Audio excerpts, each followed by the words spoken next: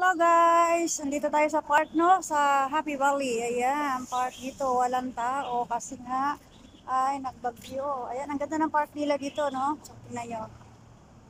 Ayan, ang palaruan ng mga bata dito. Free lang po ito dito. Parang public, public park, no? Ito po ay sa Happy Valley. Ayan, ito. Ganda, diba? Ganda ng kanilang mga slides. So, ayan. Free lang po dito. And then, kapag pupunta ka ng mga park na ganito, ayan, medyo umuulan-ulan pa, no? So, maghapon na yun, medyo ulan-ulan pa. Ayan, ang ganda ng kanilang mga park, oh. Palaruan sa mga bata, ayan. Ayan, no? Saka, sino dito, oh. Ganda ng kanilang park. So, sa mga gilid-gilid nito,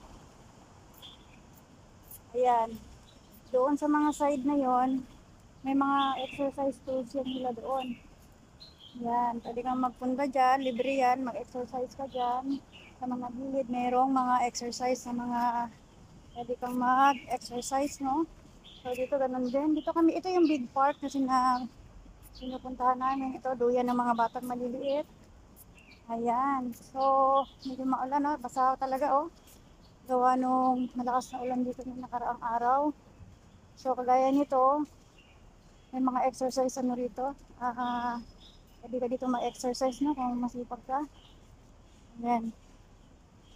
Ito dito, oh. May mga cycling dito kung gusto mo. Ito, malaking park. So, hindi kami mahilig dito magtambay sa malaking park kasi bawal dito matulog. Hindi kagaya doon sa maliit na park na okay lang. O, ayan, oh. Pwede kayo dito mag-cycling. Ito. Free po ito.